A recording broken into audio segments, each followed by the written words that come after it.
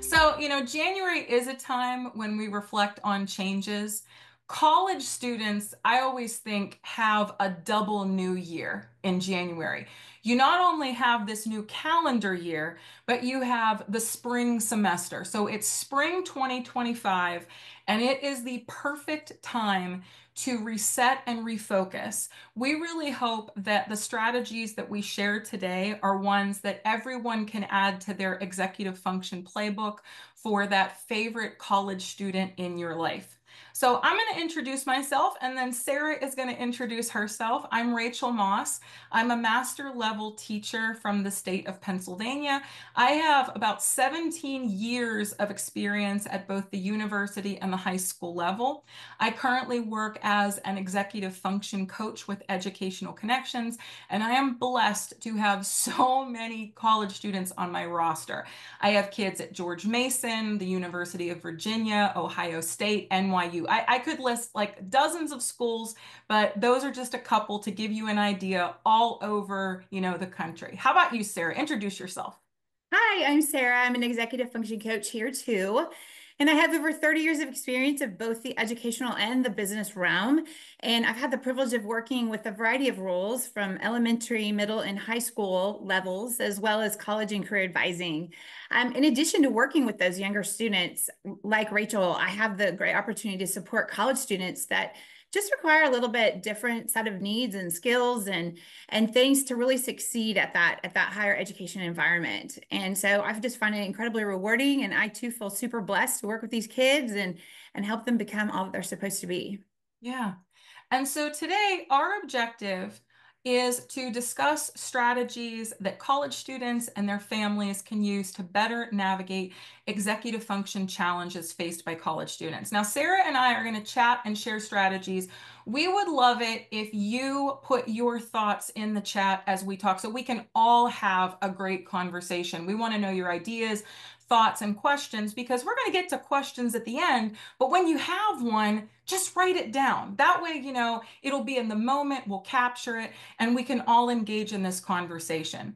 So, the first thing we want to do, because we're going to be talking about executive function challenges, what the heck are executive functions? So, I want you to imagine that the mental processes that we use every day, especially the mental processes that your favorite college student is using, are like a series of interconnected gears, and we have them all here. Our executive function processes are planning and prioritizing, organization, focus, managing time, task initiation. Now, these all work together like our interconnected gears to keep us running and to help us carry out all the steps necessary to achieve our goals. But you can see in our little graphic, we have this foot hovering above the brake. If one of those gears slows down or stops, the whole apparatus kind of comes to a halt. And in college students, we will see these executive function processes come to a halt. Things like struggling with study skills, deadlines, class schedules, and requirements, confusion about their syllabi or their online systems, lack of communication with professors and TAs, and difficulty with the writing and the workload. So, Sarah, I know when we talked about this before, you were immediately like on like study skills, that's Yes. something you always see. How does that really fit in with like that pumping the brake or braking on those executive function processes, the study skills? Well, what I'm finding in just recent history, and thank you to the year that won't be mentioned, but we kind of have missed out on some of those study skill opportunities, and so parents believe that their student has it, and students actually believe that they should be already having it. So they have a lot of anxiety and things when they don't, because they don't know what they don't know, and honestly, somehow along the line we missed how to learn, and so Yeah. that is really what I see a lot of. Yeah, I see that too. I have a lot of kids that when I'm meeting with them in my executive function coaching sessions, and I'm thinking of a particular student right now, when I had my very first session with her, and she kept saying, "Well, I should know this. I should know how to do this. I should know how to read a syllabus." And this was a freshman. And I said to her, "Sweetheart, how would you know?" We have to work on these kind of things together. So we do see this a lot as coaches. We Mhm. see and also developmentally, that's where kids should be. They Mhm. are young adults who want to be independent. But when we see these kind of struggles, what we're really seeing is some strengthening that needs to happen with those executive function skills. So in our conversation today, um, sorry about that. In our conversation today, we are going to talk about three really powerful strategies that any college student can use, any family member of a college student can help them with. Sarah and I are going to talk about using university resources. We're going to provide some communication suggestions that families can use with their favorite college student. And we're also going to talk about some scenarios that have to do with prioritizing the personal and academic and what that looks like. So we're going to just jump right in to our first strategy, which is using our university resources. So Sarah, like in your sessions, how do you coach a student to use those university resources? I really do that through questioning. I want to know what they know about their university, right? Like, have you heard of the writing lab? Have you heard of your TA hours? Have you heard of all of the things and do you know how to access them? And so I just really want to make sure that they do. And I seem to have on my caseload is I have a lot of students with accommodations. And so it's super important to help them understand, these are things that mom and dad used to do for them in high school, but when they get to the college level, it's all on them. So we get to talk through that and what that looks like because it's super important for them to be able to access everything that's available to them to be as successful as they can. Yeah. I do the same thing. When you brought up those accommodations, like for example, I have a student who goes to NYU, and on NYU's campus, they have a building called the Mose Center. I have never, I've never been there. I'm in Pennsylvania, but that those paths of inquiry that you just talked about, like getting to know what the student knows. So with that student in my coaching session, I'm working with, okay, how do we get you to the Mohs Center? How do we get your test there? And you're right, Sarah. It's that process of talking the student through the steps that they need to do to get those accommodations. Right. So this process of getting students to use the university resources, we have on this slide some key executive function skills that go into this. We really see is strengthening things like time prioritization, navigating obstacles, and task prioritization. And navigating obstacles is one that I personally, as a coach, am often very interested in how the student perceives the obstacle, you know? So, for example, I'll have a student that I'll talk to them about going to the writing center. Well, I have to walk there. That Mhm. is a student perceived obstacle. And Right. maybe, folks that are in our webinar, maybe you have had conversations with your favorite college student about things that you may not perceive as an obstacle, but that the student does. Like, Sarah, what kind of obstacles have you encountered for different university resources?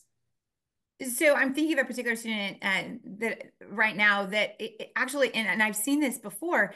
It's the anxiety level. It's the Yeah. anxiety level of this is something new. This is out of my box. Mhm. What are they going to think of me? Do I do this?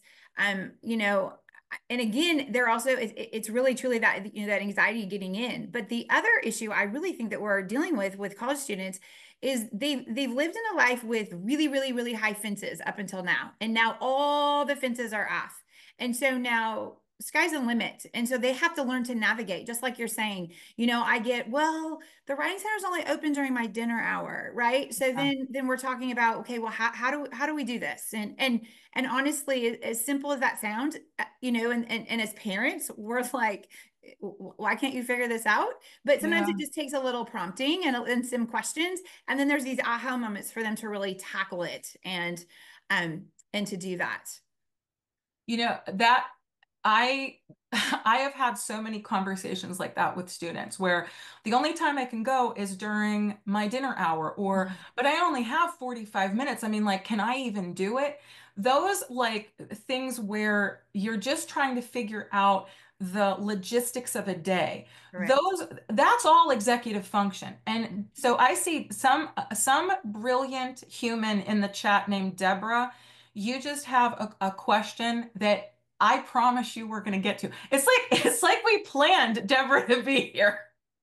Deborah, I'm so glad you asked that. Is actually something we're going to address in a couple slides. So I'm just going to push pause on that, and we're going to get to you. So a lot of these executive function skills, they really require communication. So not just, Sarah and I are going to talk about the communication that we share coaches with students.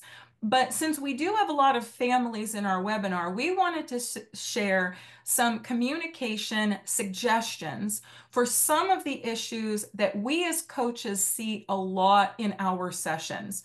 So this is our sort of like, run down the top two: grades and behaviors. So this is something that we see a lot as coaches. We see families who are having some communication issues regarding those college grades, and then communication issues over, hey kid, where are you spending your time right now?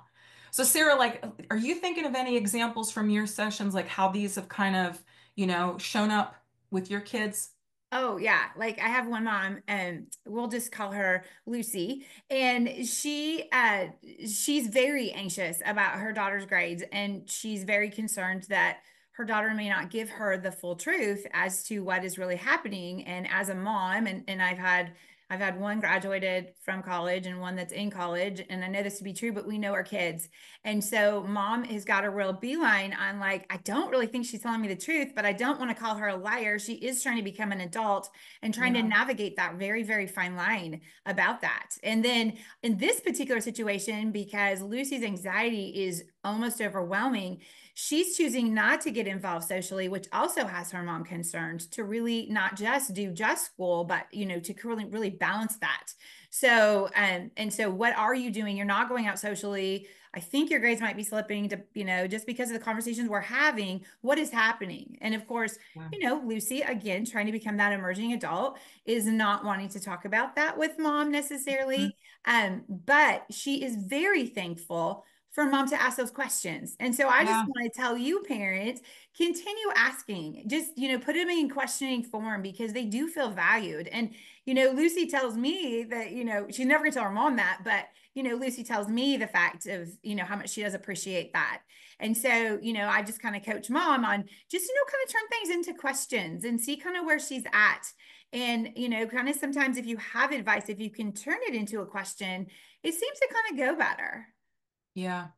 Yeah, that it's interesting how, like, of course, because if you're worried about grades, then you're worried about where's the time going, you Right. know? And that's something that we deal with as coaches all the time. When we see a kid's grades, those are always my first little questions, like, Mm. like, when do you have time for your reading, or how do you study, But Yes. those we have a powerful question in a very simple form that you can take, and you can wordsmith it to however works best for you. But the core of the question is, hey, youngster, do you want my advice on this issue? Do you want to brainstorm with me? Do you want to talk with me about this? Because sometimes, and this is, insight that I have from college students on my roster, sometimes they really need to vent to their parents. And I know this, anytime you're an older person around a younger person, we want to come in like a fixer. We want to come in and say, well, here's step one, here's step two, here's what you got to do. Sometimes kids need that space to vent about how they're feeling, with then an older person to come in and say, I listened to what you said. I have some ideas. Do you want to talk about them? Or do Mhm. you want, what ideas do you have? Any of that, like, questioning can really be helpful. Because the points that you brought up, Sarah, is that we are somewhere in between being an adult and being a kid. I have a student at the University of Virginia who, when I asked this student, what do you want to do over break? Her first answer was, this was over like Thanksgiving break, I just want to cuddle in bed with my mom and watch The Lord of the Rings. It's those types of things. You get to see the love and care that our families have for each other. And when you also get to see these are kids that are getting some adult problems. So, these communication strategies can really help. So, we're going to talk about some scenarios, some types of college students that we often see in our sessions. We have two types. Okay, so type one is I've got a busy schedule. That's my only problem. I'm just busy. And this one is based on a student that I have in one of my sessions. We're going to call her Ellie here. She's in a medical program. She is in the Health Careers Club. She also has a job. She works at Crumble Cookies. And when she comes into an executive function coaching session, she's talking about, I struggle because I'm busy. I mean, I just have a lot to do. If I got better shifts. Do you have anybody like Ellie in your sessions, Sarah? Yes, I have somebody called, we'll call him Jordan. Yeah. And Jordan, he kind of has the same response. But the busy, yes, he is very busy. But if you actually to like when we start looking at his calendar, he's not as busy as he thinks he is. And there's a lot of what I would call wasted time in there. We don't use those words with Jordan, but that we can reprioritize things a little bit. I use the rock, paper, sand idea of really let's look at your calendar. Let's put the big rocks on there first. What are the, oh my gosh, have to do? I'm going to do or die. And then let's put the rocks and then we get to fill it with the sand, the things that really matter, the Netflix binging, the things that as parents, when our kids are at college and we're paying for college and we're cringing because that's what they're doing. But, it's still kind of important, but we can make it all fit. And so I show him that although you're busy and research shows that the busier we are, those people get the most done. So it just really is a matter of putting it in the correct boxes and checking them off in the correct order, really. Yeah. I wrote up this scenario based on a student that I had in a medical program, and this student really was doing like so many wonderful things, but it Mhm. was the way that she viewed time. So, for Correct. example, when she had finals and there were no classes, she's like, well, I can just take extra shifts at the cookie shop. Right. And this kid was also saving up that money. She was paying for her own books. She was also saving up to go to do a semester abroad.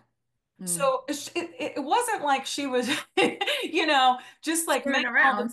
making all this money Right. and blowing it at Nordstrom's. It's Right. They have these great goals, but Yeah. sometimes those executive function processes, how do I prioritize? Because you are going for a goal in the future, but sometimes it gets a little bit muddy, you Right. know?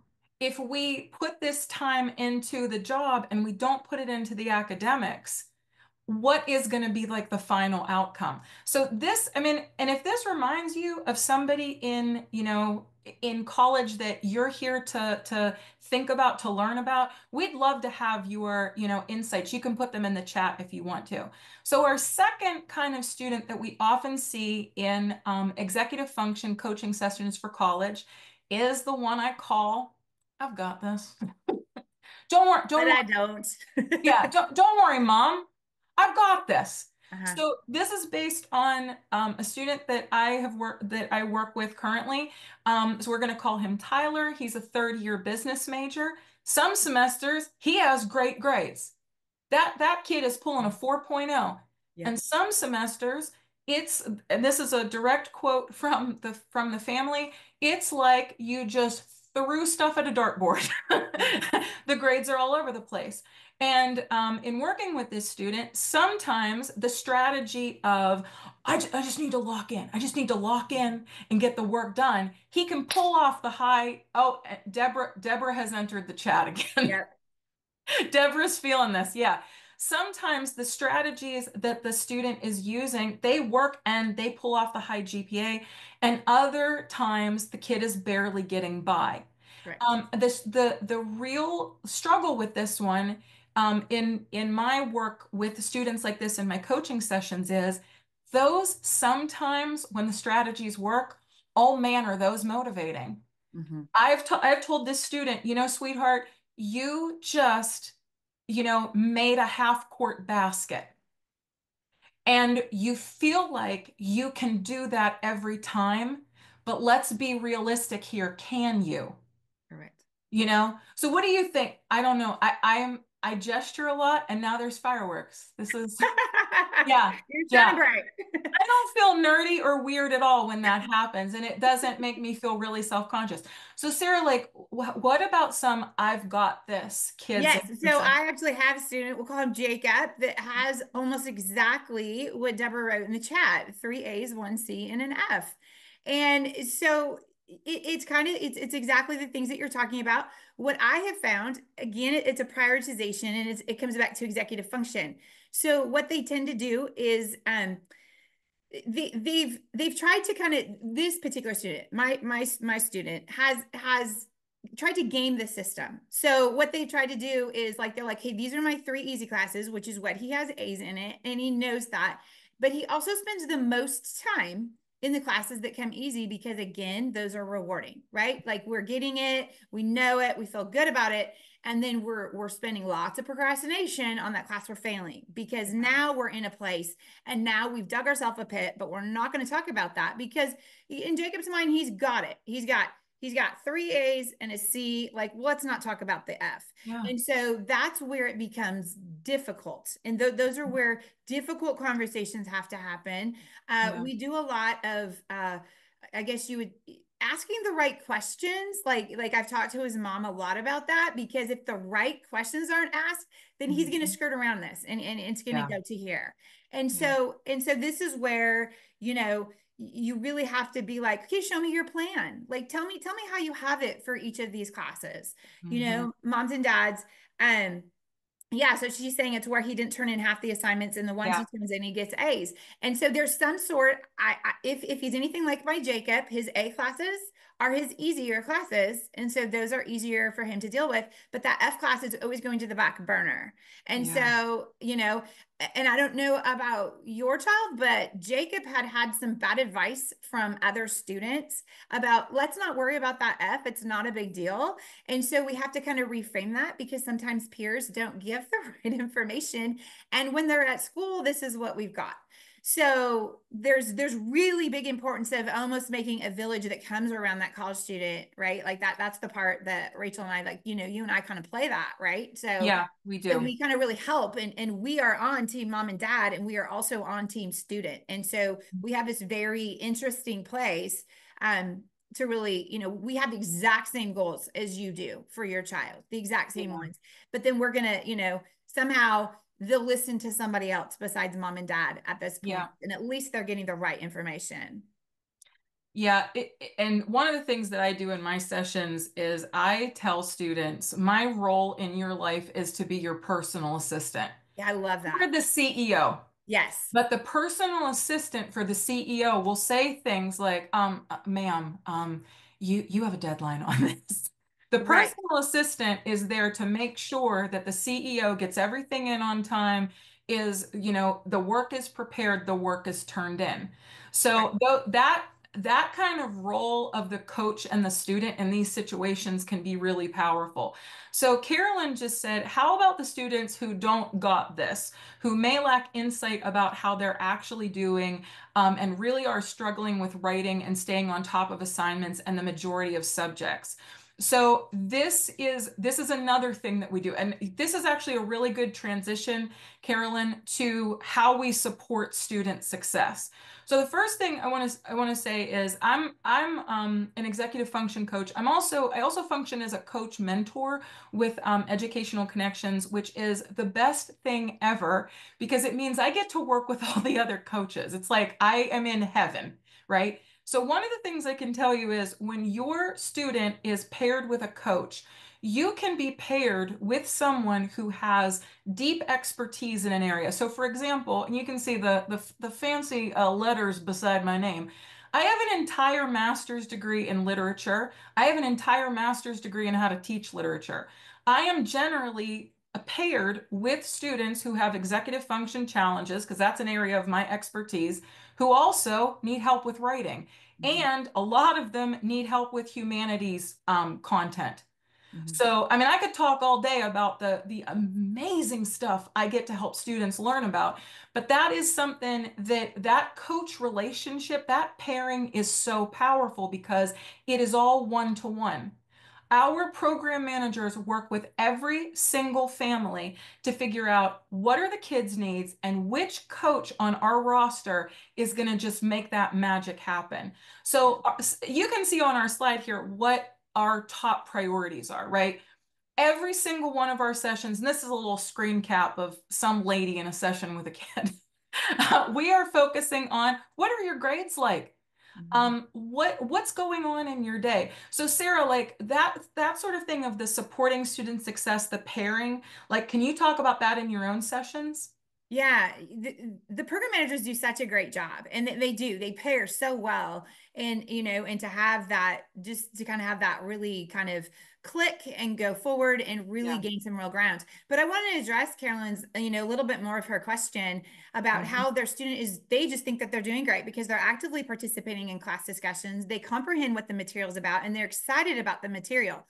Part Hmm. of this is what I'm seeing, especially since I've been in the high school realm, is there's a change. There's a marked change that has happened that is so different because in high school, that's literally all that they really needed to do to be successful in their classes. And if the writing was weak or those things were weak, then there was lots of redos to be able to do Yeah. that. In college, it's very different. There may or may not be opportunities to redo assignments. And then there's a whole process of that, which, again, going back to the supporting student success as a coach, we walk them through that. And sometimes, we're there to give them things because they don't know what they don't know. And to Hmm. help them get to the professor and to ask the right questions, right? Like, hey, I didn't do so well on this. Is there a possibility for me to redo it? And I've had a student that has been able to do that, right? Yeah. Like she was able to rewrite that, but had she not asked, it would not have been given her the opportunity because it's kind of one of those things like it's kind of out there and it was among the peers. Oh, nope, you can't redo it. And so, Yeah. so again, some of those things to just walk the road with them and to, they just, as parents, we just are like, you graduated from high school. Why don't you have this? And they just don't. And so Hmm. there's actually this whole, I don't know, but the whole body of study. So they've created, there used to be just child and adult, and then there was adolescence. Now we have a term called emergent adults. So there literally is a term before adults now as far as development that's happening. So it's just Yeah. one of those things that's happening in the world that we're living in. However, again, back to how we're supporting students, the coaches do such an incredible job for us to be able to, just partner with kids, partner with families, and help Yeah. them to the finish line. Yeah. Every one of our sessions does have a focus on tracking, progress. Yep. Also, I do want to talk about too, because I'm sure that some folks might have this question. Well, if I had a student in a session, how do I learn about what happens? Every single session, there are these detail-rich Mhm. notes. And I know a lot of our coaches pride themselves on like writing like fly on the wall level notes so that you know what was discussed, what was, talked about. The other thing I always prioritize with college kids in my own sessions is prioritizing that free time, Mhm. making sure that we're not hitting that burnout because sometimes that is something that kids will do. They'll lock in, they will spend all their time studying, and then they will burn out in some of these rigorous programs. Mhm. So I'm looking at the time here. I think that we might, have some folks that want to ask some questions. We also might have some folks that want to know more about how the session works. So our sessions for college students have 5 steps. I'm just going to put them all up on the screen here. So the first thing that we do is we work with the kids on going through assignments, planning, prioritizing. We work with them to reflect on the processes that really worked for them, work on those self-monitoring skills. We also work on breaking up and chunking assignments. We have customized strategy development for every single kid. This isn't something where it's like you get like some workbook. Right. Every single coach who works with every single kid is looking at, Sally's schedule, Susie's schedule, Johnny's schedule, and figuring out how does this learner tick, to And get all this.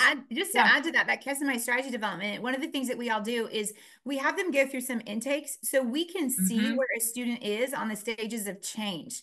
So Yes. and we go through a lot of different areas of that. And every kid is at a different place with every different opportunity with their stage of change. So when we do Amen. that customized strategy development, sometimes parents are like, this is what they need. But as a coach, you find out, ooh, they are not really ready to change Yeah. particular thing, but we can backdoor it. And so that's what we mean about a customized strategy development is that Mhm. we can see where they are at on the stages of change. And then as they get success, it's amazing. And Rachel, have you seen this? That you see them moving in the direction in those Yeah. other things that they were absolutely resistant about. Oh yeah. My favorite is actually when I get a kid who does not want to be who does Yes, not want to be there, and they're in that, pre-change stage. They're yes, not even contemplating change. correct. But then through these sessions, you can get them through those stages of change where now they're trying new things. Mhm. And it's wonderful because then it goes from I'm thinking of a very particular student I have worked with, goes to Ohio State, wanted no parts of me. Just like, no, lady, no, And then we started working together, and what I was able to figure out by talking to the student was this kid was stressed out like nobody's business. And so I started talking to the kid about how about we get some of this stress off you? How about we get it so you're not nervous to go to this class? Not how about if we get your grades up? How about if we it just like something that he really wanted gone out of his life. And that was the little like path through the dark forest. Right. And then as we started going together, now all of a sudden this kid is like, I really think I can get an A on this on this next paper. I'm like, absolutely, you can. Oh, you know what? I have a draft of it. Would you look at it? When is it due? It's due in 3 weeks. Like, who are you? Yes, that's Who the awesome. heck are you? The Right. guy who told me in the first session that you would just write a paper the night before. Right. So it's that customized strategy development. And it's So also a process. Like you don't get yeah, there overnight. yeah, it's a road. It's Yes. Yes. So we are here to help.